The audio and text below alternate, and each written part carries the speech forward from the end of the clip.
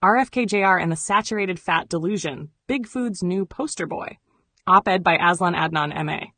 Tuesday, 18th of November, 2025. RFK Jr. has finally done it. He has discovered a brilliant 2-for-1 strategy to end American global dominance and thin out the U.S. population within a single generation by cheerleading saturated fats as if they're the new superfood. The standard American diet already leaves millions sick, inflamed, diabetic, and half dead. Removing the last remaining guardrail? That will finish the job nicely. A shot in the foot for MAGA. He claims the science doesn't support limiting saturated fats. Of course he does. Cherry-picking single studies while ignoring decades of epidemiology is practically a national sport in America. Nutrition science is complicated, yes. But the broader scientific landscape still makes one thing painfully clear. High saturated fat intake is not your friend, unless you're trying to fast-track your cardiologist's retirement plan. Big Food naturally is ecstatic. Every greasy fast food conglomerate, every processed meat empire, every dairy giant stuffing supermarket shelves with hyper-profitable sludge is cheering him on. They don't even have to pay for this PR campaign. He's doing it for free. The irony is exquisite. RFK Jr., the man who claims to fight corporate corruption, is now the loudest megaphone for the very industries that profit from sickness, obesity, and lifelong pharmaceutical dependence. The public health implications are no joke. If the dietary guidelines relax, Americans won't suddenly adopt a balanced Mediterranean-style diet rich in olives and thoughtful moderation. They'll just eat more ultra-processed, high-fat frankenfoods because they're cheap, convenient, and marketed with military-grade psychological precision. This isn't a theoretical risk. It's a predictable disaster. More heart disease, more metabolic dysfunction, more overwhelmed hospitals, and more people convinced that freedom includes killing oneself slowly with a fork. And let's be clear, the science is unsettled does not mean help yourself to a tub of lard. RFK Jr. flattens nuance into nonsense, that turning scientific complexity into fuel for ideological posturing.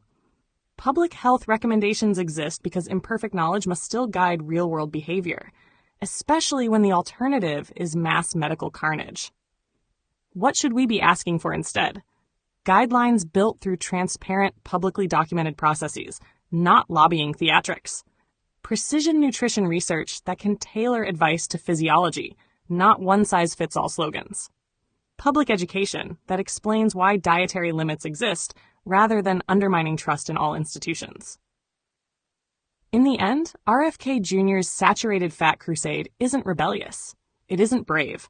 It isn't even particularly original. It is simply the latest chapter in America's long romance with bad science, packaged as personal liberty, a romance Big Food will happily monetize until the population collapses under its own preventable diseases.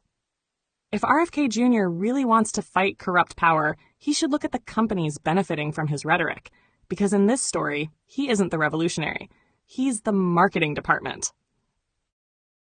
An invitation, International Day of Persons with Disabilities, Wednesday, 3rd December 2025, 1200 to 14:30 hours.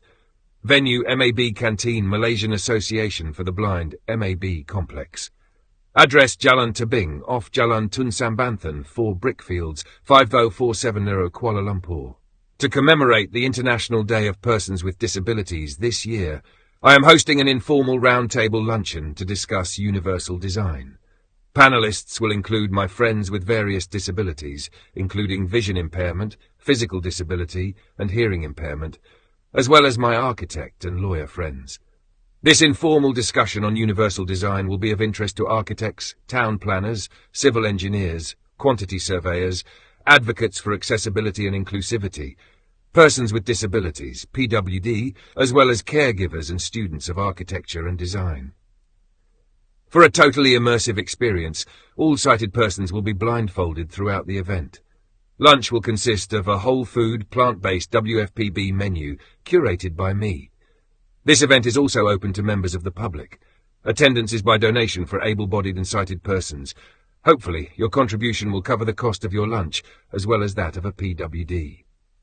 Seating is limited, and at the moment there are 15 places left. To confirm your attendance, please make your voluntary contribution by scanning the QR code.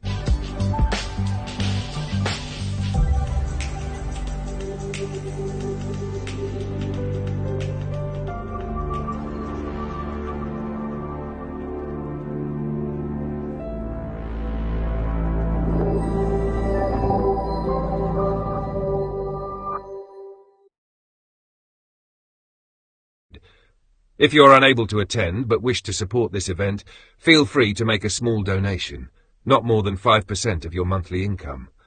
Any excess funds will go towards ongoing treatments to restore my vision. We will have a fruitful and meaningful discussion that will raise awareness of the need for universal design for PWD. Universal design. For background information on universal design, I have made several videos. Links are in the video description below. AZLAN ADNAN MA, VIP founder, Green Party of Malaysia.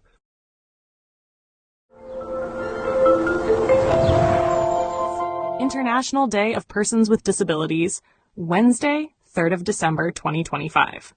Every year, 3rd of December is officially recognized by the United Nations as the International Day of Persons with Disabilities. It has been observed globally since its proclamation in 1992 under UN General Assembly Resolution 4730. The day promotes understanding of disability issues, supports the dignity, rights, and well-being of persons with disabilities, and raises awareness of the importance of inclusion in all spheres of life: political, social, economic, and cultural.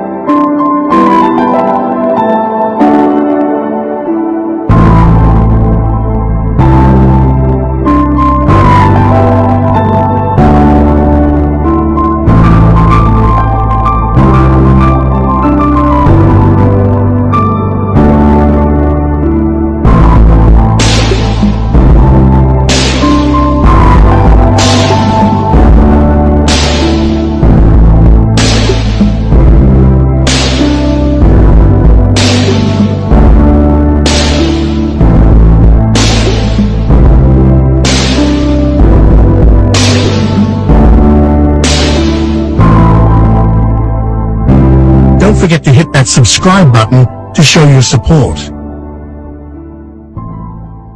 Share your thoughts in the comments below. Don't forget to like this video and subscribe to our channel to show your support.